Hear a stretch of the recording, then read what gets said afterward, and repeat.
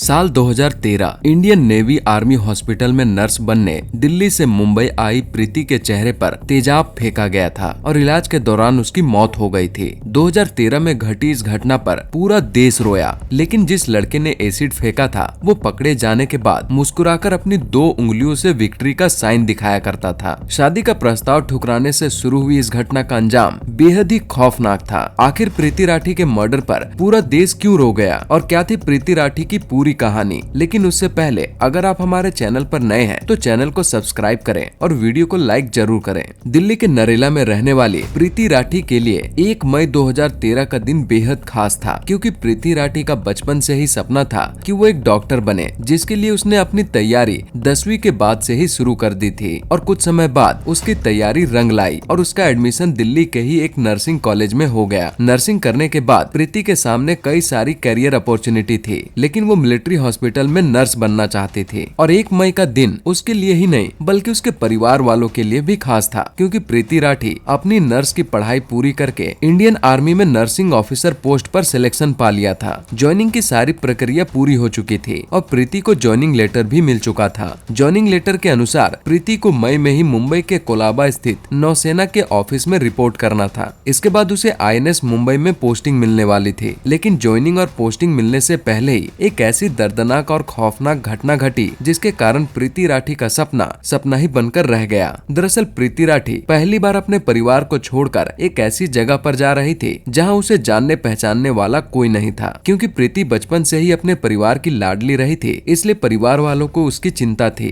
कि आखिर एक अकेली लड़की मुंबई तक का सफर कैसे पूरा करेगी। इसलिए प्रीति के साथ उसके पिता अमर सिंह राठी और उसके चाचा विनोद कुमार और उसकी चाची सुनीता भी उसके साथ जा रहे थे। मुंबई जाने के लिए उन्होंने गरीब रथ एक्सप्रेस की टिकट ली थी और 1 मई को समय सारणी के अनुसार ट्रेन मुंबई से जाने के लिए हजरत निजामुद्दीन रेलवे स्टेशन पर आकर रुक जाती है। दिल्ली और मुंबई के यात्रियों को एक स्थान से दूसरे स्थान तक पहुंचाने वाली इस ट्रेन में आए दिन काफी भीड़ भाड़ होती है और उस दिन भी कुछ ऐसा ही था। प्रीति राठी, उसके पापा, चाचा और चाची ट्रेन के अंदर आ गए। ट्रेन के अंदर का माहौल काफी उमस भरा था। ट्रेन स्टेशन से आगे बढ़ चुकी थी, लेकिन ट्रेन के अंदर की भीड़ वहीं की वहीं खड़ी थी। उसी भीड़ में एक ऐसा शख्स था जो ट्रेन में सवार लोगों से काफी अलग दिख रहा था, क्योंकि गमछा से ढका चेहरा और टोपी से ढका सर और उसके चेहरे का हाव भाव देखकर यह अंदाजा लगाया जा सकता था कि वो ट्रेन पर किसी का पीछा करने आया है। ट्रेन में सावरिया लड़का लगातार प्रीति पर नजर बनाए हुए था। इस बात को प्रीति के साथ साथ उसके परिवार वालों ने भी नोटिस किया, लेकिन ट्रेन में किसी को घूरना काफी आम बात होती है, इसलिए प्रीति के परिवार ने इसे अनदेखा करते हुए अपने अपने सीट पर सो गए। पूरी रात ट्रेन पटरी पर दौड़ती हुई 2 मई 2013 की सुबह मुंबई पहुंच जाती है। प्लान के अनुसार प्रीति और उसके परिवार को बांद्रा टर्मिनल उतरना था। ट्रेन अपने सही समय पर सुबह 8:05 पर बांद्रा टर्मिनल पहुंच जाती है। रात भर का सफर करके ट्रेन से उतरने के बाद प्रीति काफी थक चुकी थी, इसलिए वो अपने पिता और चाचा चाची के पीछे पीछे धीमी कदमों से आगे बढ़ रही थी। तभी अचानक प्रीति महसूस करती है कि किसी ने पीछे से उसके कंधे पर हाथ रखा है, और जब वो पीछे पलट कर देखती है तो ये शख्स कोई और नहीं बल्कि वही ट्रेन की बोगी वाला लड़का था, जिसने अपने मुंह को तौलिए से ढक रखा था और उसे घूर रहा था। उस लड़के को देखते ही प्रीति उसे पहचान चुकी थी, लेकिन प्रीति उस लड़के से कुछ पूछती उससे पहले ही वो नकाबपोश लड़का अपनी जेब से एक शीशी निकालकर उसमें से किसी प्रकार का लिक्विड प्रीति के चेहरे पर फेंक देता है। जैसे ही लिक्विड प्रीति के चेहरे पर पड़ती है, वैसे ही प्रीति दहाड़े मारकर चिल्लाना शुरू कर देती है। प्रीति की इतनी खौफनाक आवाज सुनकर प्रीति के पिता, चाचा और चाची दौड़कर उसके पास आते हैं। आजू बाजू के पैसेंजर भी प्रीति को चिल्लाता देख उसके पास आ जाते हैं और पास आकर देखते हैं तो उन्हें समझने में बिल्कुल देर नहीं लगता कि प्रीति पर फेंका गया लिक्विड तेजाब था। प्रीति की ऐसी हालत देखकर पिता,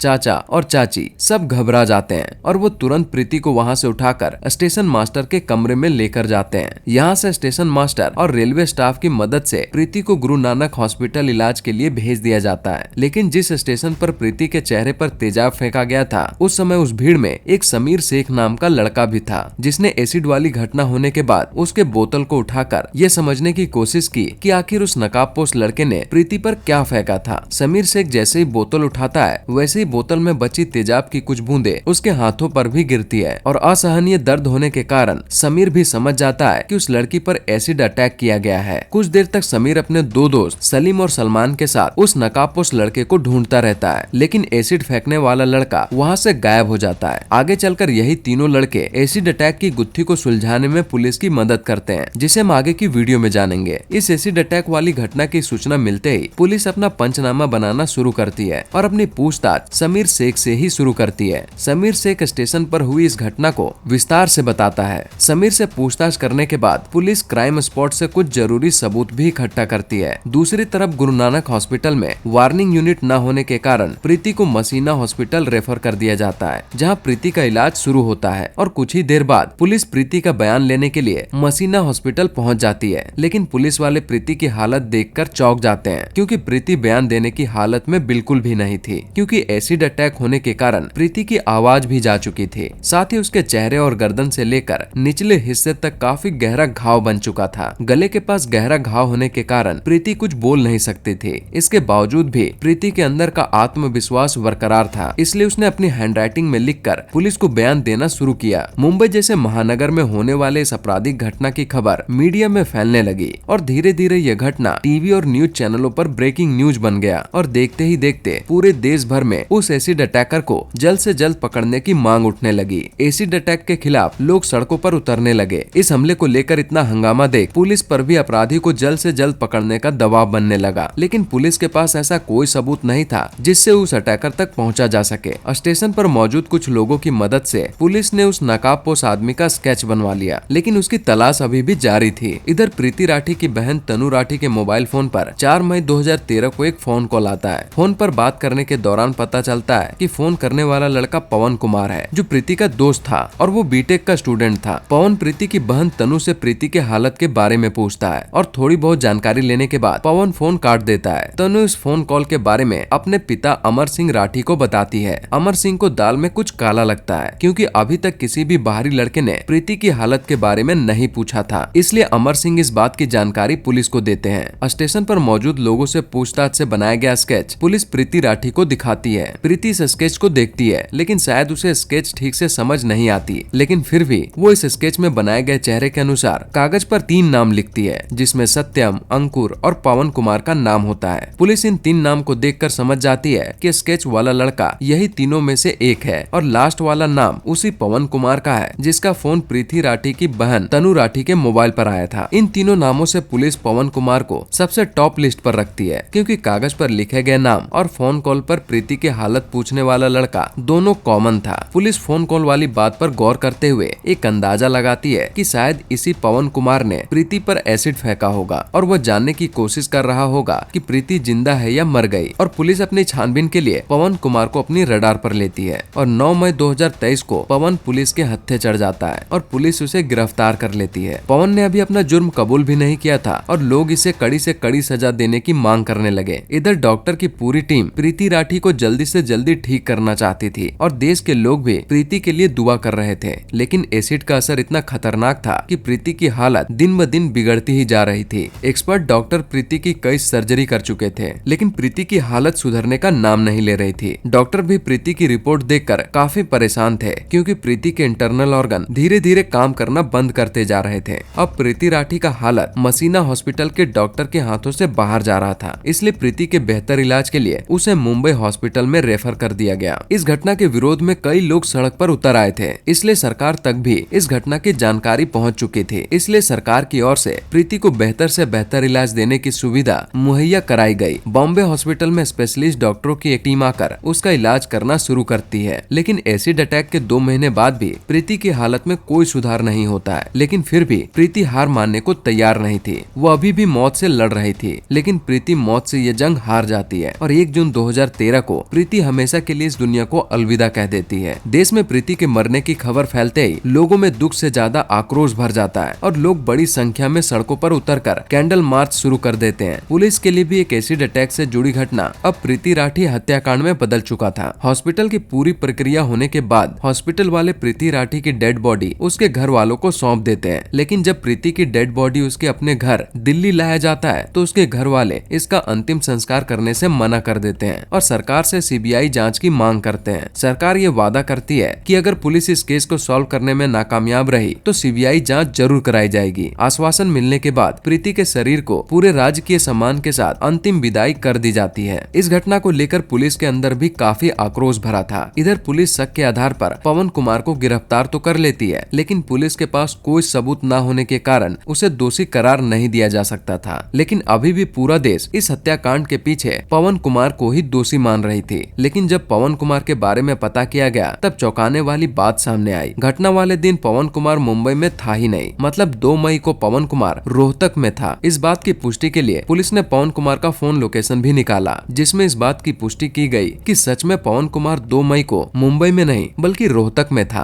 न्यायालय में प्रीति के पिता अमर सिंह के गुहार लगाने के बाद न्यायालय द्वारा इस केस की छानबीन का जिम्मा सीबीआई को दे दिया जाता है। प्रीति राठी हत्याकांड की फाइल सीबीआई के टेबल पर जाती है। सीबीआई सबसे पहले प्रीति राठी के घर वालों से पूछताछ करना शुरू करती है और परिवार के एक सदस्य से पूछताछ के दौरान सीबीआई को एक अजीब जानकारी मिलती है कि प्रीति के पड़ोस में ही रहने वाला अंकुर पवार नाम का एक लड़का प्रीति से एक तरफा प्यार करता था। उस लड़के ने प्रीति को प्रपोज भी किया था, लेकिन प्रीति ने उसे साफ मना कर दिया था। लेकिन प्रीति के मना करने के बाद भी अंकुर पवार अपनी जिद पर अड़ा था और वो किसी भी हालत में प्रीति से ही शादी करना चाहता था। सीबीआई के लिए एक बड़ा क्लू था, क्योंकि ज्यादातर एसिड अटैक प्यार मोहब्बत के मामले में ही होता है और सीबीआई वाले इस बात को अच्छी तरीके से जानते थे। इसलिए इस बात की सच्चाई पता करने के लिए वो अंकुर पवार से पूछताछ करना शुरू करती है। जब पुलिस वाले अंकुर से पूछते हैं कि 1 मई 2013 को वो कहाँ था, तो अंकुर इस सवाल का जवाब काफी घुमा फिरा कर देता है। सवाल जवाब करने के दौरान पुलिस अंकुर के हाथों पर कुछ गहरे जख्म के निशान देखते हैं, जिससे पुलिस का शक और गहरा हो जाता है, क्योंकि ये जख्म के निशान बिल्कुल वैसे ही थे जैसे एसिड से जलने के बाद होता है। बदलते बयान और हाथों पर जख्म के निशान देखकर पुलिस ये साफ अंदाजा लगाती है कि प्रीति राठी हत्याकांड की कोई न कोई कड़ी अंकुर पवार से जरूर जुड़ी है। इसलिए शक के आधार पर अंकुर पवार को सीबीआई 17 जनवरी 2014 को दिल्ली से मुंबई लेकर आती है। मुंबई सेल में आने के बाद अंकुर थोड़ा घबरा जाता है और जब पुलिस सख्ती से पूछताछ करती है तो वो टूट जाता है। इसके बाद वो पुलिस के हर एक सवाल का सही सही जवाब देते हुए ये कंफर्म करता है कि प्रीति राठी पर उसने ही एसिड फेंका था। पुलिस के सामने अपना जुर्म कबूल करने के बाद अंकुर को मेडिकल एग्जामिनेशन के लिए जे हॉस्पिटल भेज दिया जाता है। आगे की पूछताछ में अंकुर ने बयान देते हुए पुलिस को बताया कि अंकुर प्रीति से बहुत प्यार करता था और उसे भी यही लगता था कि प्रीति भी उससे प्यार करती है। लेकिन जब उसने प्रीति को प्रपोज किया तो प्रीति ने प्रपोजल को ठुकरा दिया, जिसके बाद अंकुर को गुस्सा आ गया और वो प्रीति से चिढ़ने लगा। और कुछ दिन बाद ही प्रीति की मेहनत भी रंग लाई और उसका सिलेक्शन इंडियन नेवी में बतौर नर्स ऑफिसर के पोस्ट पर हो गया। यह बात अंकुर को रास नहीं आई, क्योंकि अंकुर अभी भी बेरोजगार घर में बैठा था। अंकुर के घर वाले भी पड़ोस की लड़की की लगी नौकरी को लेकर अंकुर को ताना मारा करते थे, जिसके बाद अंकुर के मन में प्रीति के लिए और ज्यादा गुस्सा और नफरत भर गया था। उसके अंदर की नफरत ने एक ऐसा खौफनाक घटना को अंजाम दिया जिससे एक माँ बाप ने अपनी बेटी और इंडियन नेवी ने अपना एक होनहार नर्स ऑफिसर खो दिया। दरअसल प्रीति की इंडियन नेवी में नौकरी लगने वाली खबर उसके घर के आसपास और उसके रिश्तेदारों तक फैल चुकी थी। यहाँ तक कि आसपास के लोगों को भी यह जानकारी हो गई थी कि 1 मई को प्रीति मुंबई जाएगी और 2 मई को अपनी ड्यूटी ज्वाइन करेगी। और लोगों की बातों से अंकुर को भी इस बात की जानकारी मिल चुकी थी। इसलिए अंकुर भी प्रीति के पीछे पीछे ट्रेन की उसी बोगी में चढ़ा जिस बोगी में प्रीति, उसके पिता,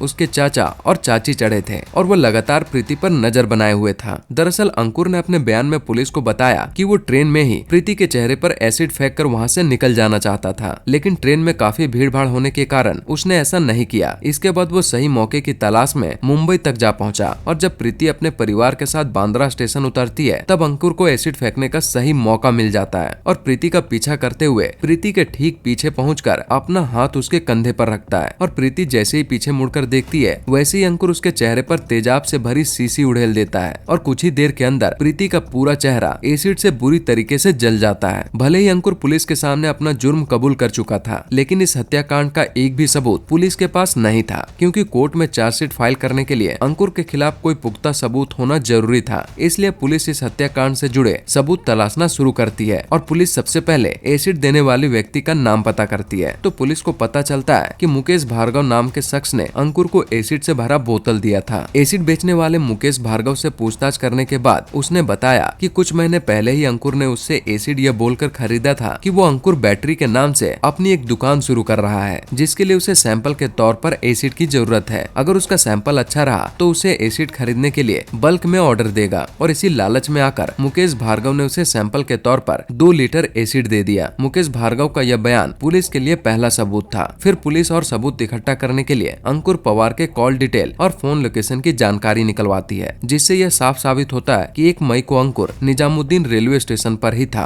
और अगली सुबह 2 मई को वो प्रीति के पीछे पीछे मुंबई के बांद्रा तक पहुंच चुका था। अब वीडियो के शुरुआत में बताए गए वो 3 नाम समीर, सलीम और सलमान आपको जरूर याद होंगे, जिसने कुछ दूर तक एसिड फेंकने वाले उस नकाबपोश व्यक्ति का पीछा किया था। जब इन तीनों के सामने अंकुर को लाया गया तो उन्होंने तुरंत इस बात की पुष्टि कर दी कि एसिड फेंककर भागने वाला लड़का अंकुर ही था। समीर ने पुलिस के सामने यह बयान भी दिया कि एसिड फेंकने के बाद हड़बड़ी में भागने के दौरान अंकुर के चेहरे से गमछा हट गया था, जिसके बाद थोड़े समय के लिए ही सही लेकिन समीर ने अंकुर का चेहरा देख लिया था। प्रीति राठी केस के ब्रेकिंग न्यूज बनने के बाद इसके हत्यारे के पकड़े जाने की खबर सोशल मीडिया और न्यूज चैनल पर भी टेलीकास्ट हो रहा था और शायद उस दिन उस ट्रेन की बोगी में बैठे कई सारे लोगों की नजर इस ब्रेकिंग न्यूज पर पड़ी, जिसके बाद कई सारे लोग उस व्यक्ति की आइडेंटिटी कंफर्म करने के लिए सामने आए और उनमें से कई लोगों ने अंकुर की आइडेंटिटी कंफर्म करते हुए बताया कि उसने हजरत निजामुद्दीन रेलवे स्टेशन से मुंबई तक के ट्रेन सफर में अंकुर उसी ट्रेन की बोगी में था। अंकुर को सलाखों के पीछे डालने के लिए पुलिस के लिए इतना सबूत काफी था। पुलिस सभी गवाहों और सबूतों को इकट्ठा करके चार्जशीट फाइल करती है और इस केस की सुनवाई के लिए अंकुर पवार को Mumbai city civil session court greater Mumbai court भेज दिया जाता है। अंकुर की पेशी के लिए जब उसे कोर्ट लाया जाता था तब मीडिया वालों के कैमरे के सामने मुस्कुराकर अपनी 2 उंगलियों से विक्ट्री का साइन दिखाया करता था, जिसे देखकर ऐसा लगता था मानो अंकुर पवार ने कोई जुर्म नहीं बल्कि कोई महान काम किया हो। इस केस की सुनवाई के लिए कोर्ट में पुलिस की तरफ से कुल 37 गवाह पेश किए जाते हैं और मुख्य गवाह के तौर पर समीर शेख और उसके 2 दोस्त सलीम और सलमान को भी पेश किया जाता है, जिसमें ये तीनों अंकुर की पहचान करते हुए कोर्ट के सामने अपना बयान देते हैं। केस की सुनवाई पूरी होने के बाद सेशन कोर्ट अंकुर को प्रीति राठी मर्डर केस में दोषी पाती है, जिसके लिए अंकुर को आईपीसी की धारा 302, धारा 326 बी के तहत 5,000 का जुर्माना लगाते हुए फांसी की सजा सुनाती है। पुलिस रिकॉर्ड के अनुसार भारत का ये पहला केस था जिसमें किसी एसिड अटैकर को फांसी की सजा मिली थी। फैसला सुनाने वाले जज ने इस हत्याकांड से जुड़ी एक टिप्पणी करते हुए कहा था कि उन्होंने प्रीति का चेहरा देखा था। इस एसिड अटैक से प्रीति का चेहरा बहुत बुरी तरीके से जल चुका था